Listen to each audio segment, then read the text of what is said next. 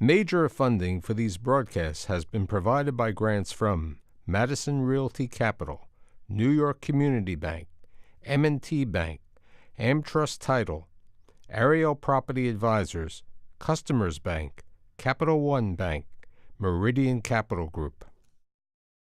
Additional funding has been provided by grants from AVR Realty Company, Bank of America Merrill Lynch, Briarwood Organization, CBRE, Citizens Bank, Colliers International NYC, Collins Building Services, CPEX Real Estate Services, Douglaston Development Levine Builders, Flushing Bank, Friedman LLP, Handler Real Estate Organization Handro Properties, Hodges Ward Elliott INC, Investors Bank, James D. Kuhn Real Estate Institute at Syracuse University, John Castamatidis Red Apple Group, Kilroy Architectural Windows, Matone Group, Mercantile Bank, Newmark Knight Frank, Optimum Window Manufacturing Corp., People's United Bank, Rockefeller Group, Rosewood Realty Group, SJP Properties, Stonehenge NYC, TD Bank, Terra CRG,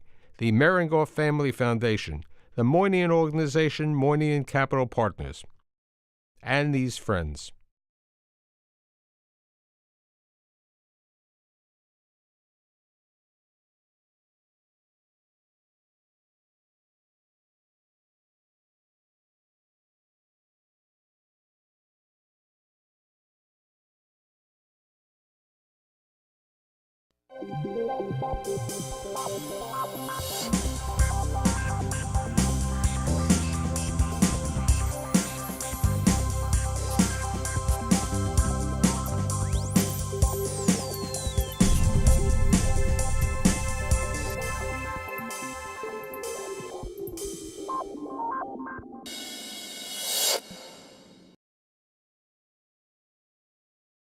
Office share, co-sharing, temporary space, communal space. What's going on? The world has changed. The world has changed over the last 3 years when I did a show on co-working and office sharing. So today I've assembled this group of business leaders to provide their knowledge and assistance in talking about what's happening in the office market. My guests include Jeremy Moss, Executive Vice President, Silverstein Properties, Jamie Hoderi, CEO and co-founder of Industrious, and last but not least, Joe Schaaf, founder and CEO of Virgo Office Centers. So, how many years have you been in the leasing business? 20 years. What has been the biggest change over the past 20 years in the leasing business? I'd have to say it's this trend of flexible space and co-working space. And how many years has Silverstein Properties been in the flexible space business? We've been in this business for about 7 years. We started with Silver Suites, which was our own brand of co-working space at 7 World Trade Center. Now, you've maintained your Silver Suites downtown at 4 and at 7. Now, Silverstein owns office buildings throughout the city. How come you haven't moved the plan into other of the office buildings? Right now we're considering it, but we're also looking at the advantages of working with third parties as well. Perfect lead to the third party over here. Jamie, let's talk about Industrious, where it was, where it is today, and working with like Silverstein Properties and so on. We started about 5 years ago. When I was on the show, let's say 3 years ago, we were in a few cities. We're now in, 50-something locations in 35 cities. But probably the biggest distinction is there was a gold standard back then, which was to be able to walk in the door of any occupier and say, we can deliver a better day at work for your employees than you can deliver yourself. And 3 years ago, we couldn't quite meet that threshold. No one could meet that threshold. Now that I would say we've exceeded that threshold, you're seeing the nature of demand really change in our business. What do you mean by the nature of demand changing? Meaning if you can say to Johnson & Johnson or Verizon or Airbnb that you're going to deliver a better workplace experience for their employees, it moves from something that they use when they need flexibility, when they have, when their core space is full, to saying perhaps I'm going to look at using this in place of building, creating, managing my workplaces myself. And so the adoption happens much more rapidly, much more widespread, and you're starting to see the big teams of 200, 400, 500 move into outsourced settings like an Industrious. So how would you structure yourself to work with the Silverstein Properties in managing their properties?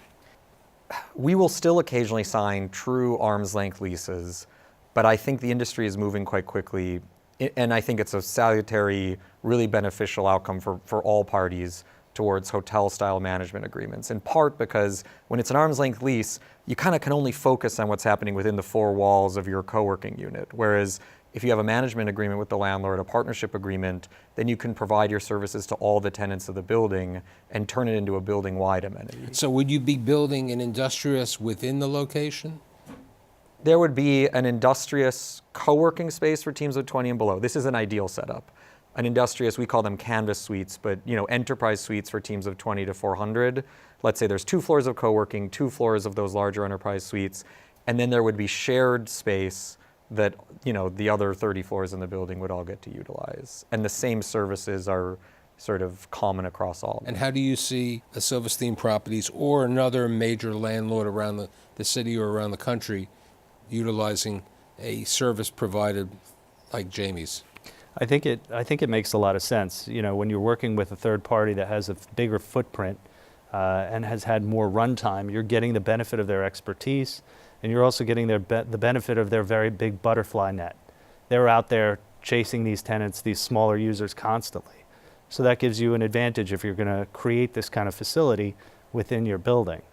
Now we go to Joe, who's been in the business for 20 years as one of the most successful operational running a business center. What's the difference between you and Jamie and Silver Suites?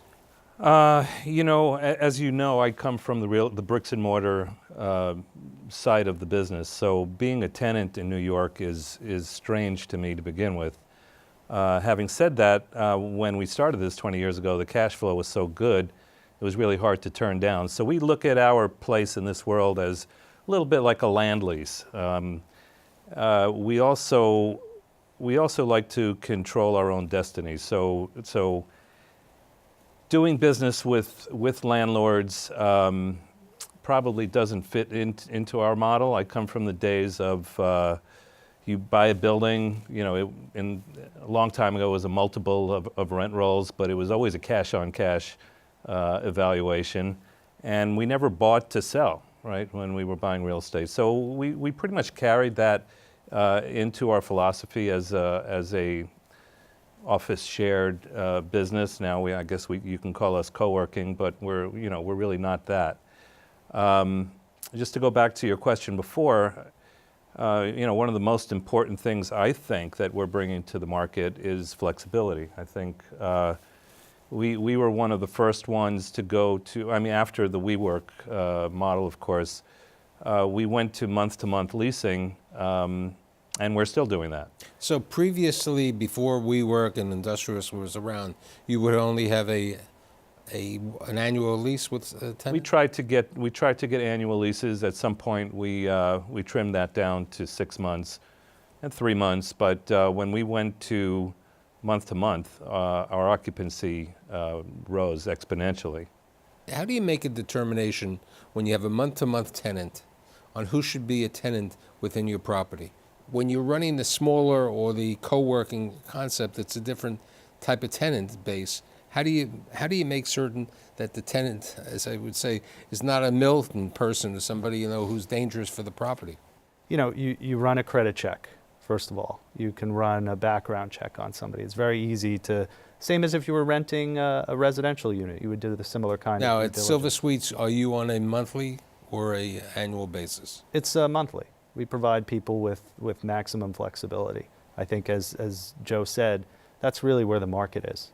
Okay, we were talking before the show with regard to tenants wanting to have conference rooms, but not within their facility so they could save space because the conference rooms aren't being utilized. Let's talk a little bit about that. I think Convene has done a great job of focusing on that gap, both in terms of the conferencing space, having various sizes to meet all different needs, whether it's just a few hours to a full day affair, and also focusing on the delivery of food. So I think they've done that particularly well. What would you say is the most important amenity today for your tenants, for the different ranges of tenants within an industrious property, in one that you manage and in one that you operate? I think the world has moved towards activity-based working. If you're sitting working on an Excel model, you want to be at your desk. If you're brainstorming with 3 other colleagues, you want to be in a casual sort of huddle room. If you need deep focus, you want to be in a focus room. And if you look at Google's headquarters or Facebook, that's what a lot of it's built around. The most important amenity is to try to create a shared workplace experience that enables all of the members to utilize that. So instead of sitting in the same chair 9 hours a day every day, they have their own private lockable office, but you've enabled them to move around and use different space types that were sort of calibrated for the type of work they're doing. There's a lot we do, but I think fundamentally that's probably the one that moves the needle most in terms of improving the workplace experience of our customers. And what about you looking at improving the workplace experience? So you're really not interested in that? Each tenant is a separate tenant and they operate their own business. Yeah, our tenancy, they're very independent. As I said before, they're a little older, so their businesses are pretty established. We've not really looked into the enterprise model at all. We find as most of our competition starts to look at that, you know, we just might hang back. Do you see yourself as direct competition to an industrious? I don't know. Industrious Probably for some slice of our customer segment. I would say no initially, but we're all competitors. I mean, a desk is for rent, and you know, if somebody rents that desk, it's not my customer. But I think we serve different purposes in the market.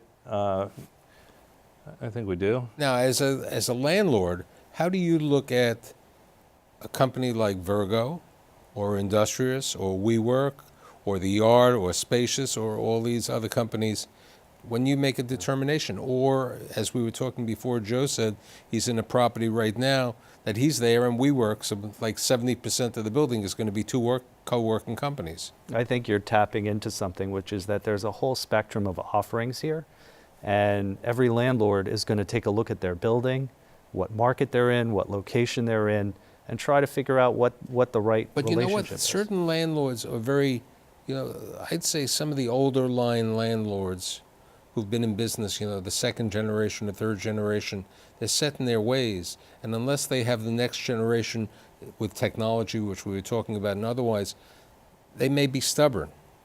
And they look at a philosophy of saying, I don't want it, you know, my elevators are going to be too busy, my cleaning over there, my utility, you know, all the operating expenses. You know, it depends on how the management is. You have to look at the potential upside. You know, if you take a very large office building, 1 million square feet, having the ability to offer that conference space to occupants in the building is important. Having the ability to host small companies that may ultimately turn into larger companies and lease full floors or multiple floors also has a lot of value to it. And if you have a direct lease relationship, that's space that's actually getting leased and paid for.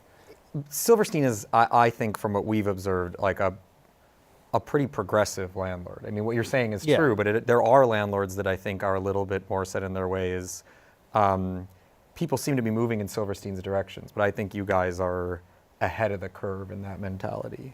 You know, you go out and you've raised over the last couple of years about $75 million? Like 150 million. Okay, I apologize. No. No. But how do you see the investor community today seeing you and other tenants? Because all of a sudden, CBRE decides to go into the co-working business with the HANA product. Tishman Speyer decides to go into the business with their studio product, okay?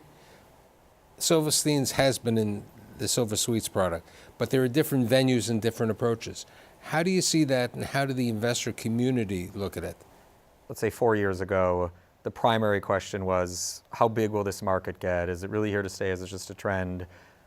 That was the hurdle you had to overcome with investors. Now, the vast majority of investors would say, this is going to be an enormous industry. I see companies getting addicted to handing off their workplace needs to a third-party provider.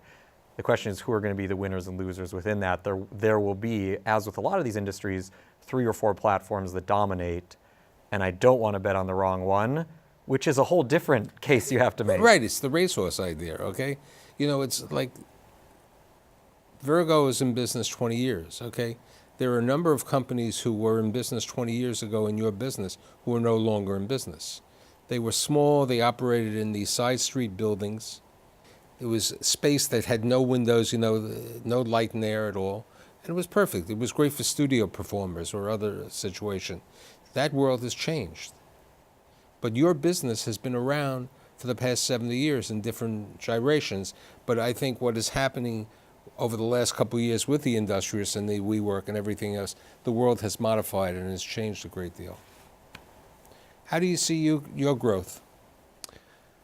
I think we're being left with the customer base that's going to be around forever. The entrepreneur or the small company, they're always going to be around. And as I said, as companies like Industrious and Convene and WeWork start moving into the enterprise model, they may be leaving behind all of the scraps, or we'd like to refer to them as the nerds, because that's who our customer is. You know, it may be a reflection on who we are, and maybe we are dinosaurs, but the numbers speak for themselves. Right, but you know, if you're looking at dinosaurs, the company who owns Regis has been around after the bankruptcy in many years, and they continue to grow. Okay, they're adapting. I think the whole question is adaptability, because basically office owners are adapting to this situation. I mean, certain office owners like Boston Properties, Rudin Management, they've been into this co-working for a number of years, longer than some of the others, and I'd say that the world is looking at it. The only question is that there are certain lenders who really are still uncomfortable with the co-working model. Certain people in the lending community have not bought into it. You know, when an investor goes into business and makes an investment in your company, they've invested $150 million. What's the end game for them? Is it a public offering? Is it what are they seeing? I think a public offering, probably. Yeah. I think one of the downsides of the particular slice of the market that we've tried to attack is if you really are going to enable Johnson & Johnson or Pfizer or someone to sign a subscription agreement for 10% of their workforce across 20 markets, you have to be really big to be able to do that. Explain to my audience what a subscription agreement is.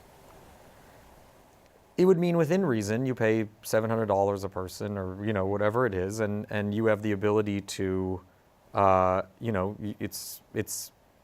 the ability to sort of grow and shrink your workplace needs of the provider like us across a series of markets, rather than signing one long-term fixed obligation. Jeremy, do you remember the hoteling concept that accounting firms did in the 90s and the early 2000s? Yeah, it's back. Right? It's back. Explain to my other guests what a hoteling means. Yeah, companies will lease a block of space conventionally, but there won't be any assigned seats. And they will have fewer seats than employees, because there'll be a certain amount of employees that are not in the office that day, either working from home or traveling. Has that been adapted to the co-working concept today?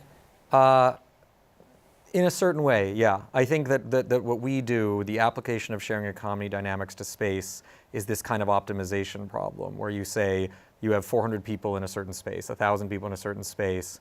How do you, sort of set it out and then enable access in such a way that it's all being used, but there's room for 600 people, right, but there's 1,000 members. But that's right. You don't want the overspace. Okay. In the late 90s. I was doing consulting for Deloitte & Touche down at the World Financial Center, as it was called.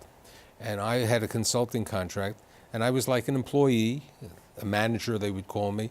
And I'd go in, I'd have to bring my computer, okay, because it was a heavy computer, on a trolley. And I'd have to go into an office, log in, and each day I could be in a different location. And if I didn't have a cubbyhole with certain records, I wouldn't have had any information over there. Is that being used today? I think that proved to be a uninspiring and complicated work dynamic for most people. So the way that I think the providers today that are really nailing it say you have your dedicated, office with your own space and your own monitor, your own laptop. Now, instead of 160 square feet being devoted to you, it might be 80 square feet. And then you're there 3 or 4 hours a day when, as I said, you're working on Excel or something like that. And then you have this enormous set of shared amenities that, are also available Right. to you. Yeah, it's interesting because I still remember I was fortunate because I was at a higher level. So I may have had 70 square feet over there. Certain people had 30 square feet. You hear the public, reads about this in the newspaper, about the coffee, the breakfast that we were talking about. What are the amenities that you provide? We try to provide Class A buildings and the flexibility that we talked about before. I mean, I think that takes... No, I'm talking within the exact facility. Wi-Fi, technical support, Yeah, so... food, administrative services, answering phones. I mean, what do you have over there? So in the old days, I think it was 70% of our revenue was rent, and then we had telecom, internet, conference room. I think today it's more of an 85-15 split, and the telecom revenues have gone down significantly. It's really mostly about rent today. So we do provide everything.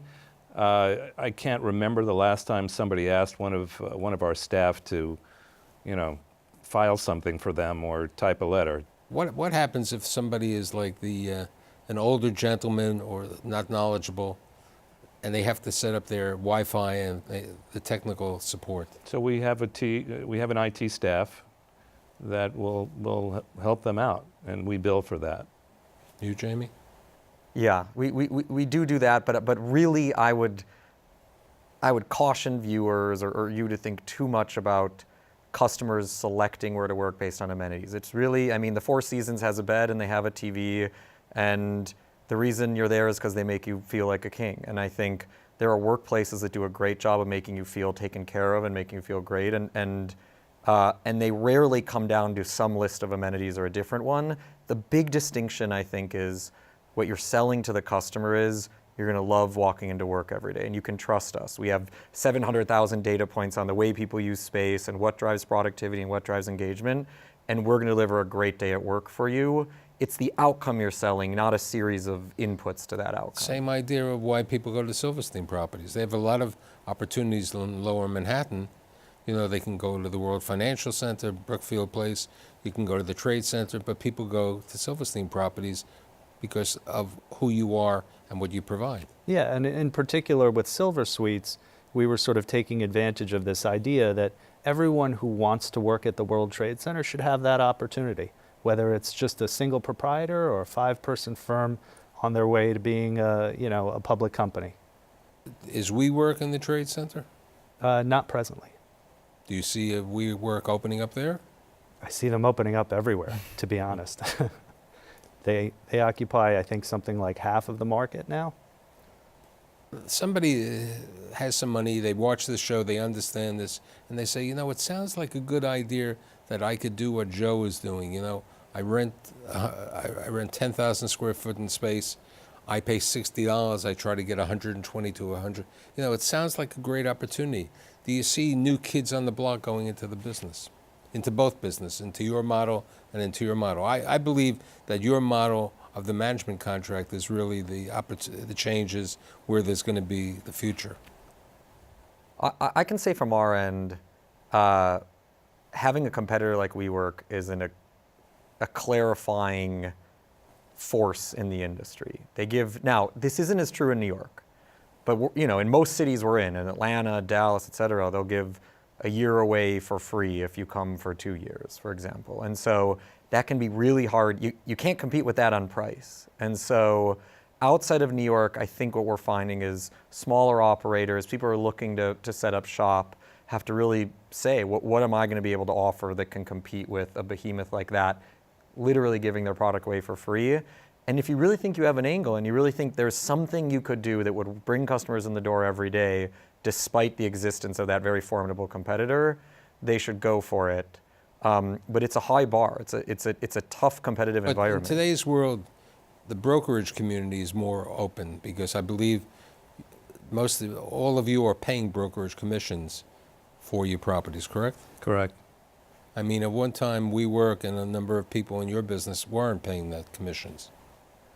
Yeah, we do, but it's about 4% of our demand. So it's not I wouldn't quite say de minimis, but it's a relatively And small yours? part. Higher. I would say we're at about 30%.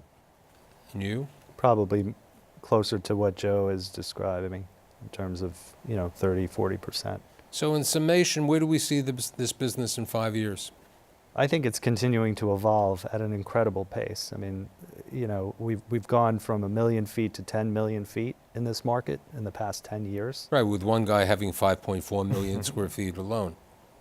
But there's clearly demand, and this question of whether landlords want to control Their own destiny. their own destiny, or whether they're going to partner with others, or whether they're simply going to enter into a conventional lease to have the benefit of having that as part of the ecosystem of their building, that's going to continue to be on everybody's mind. So in summation, I'm pretty certain that all three of you will be in business in 5 years, growing. And the nicest thing is the fact that I still remember 3 years ago, Jamie being a small little business, not raising $150 million and growing at such a nice level. And I'd like to thank Jeremy, Jamie, and Joe, and I'll see you next week.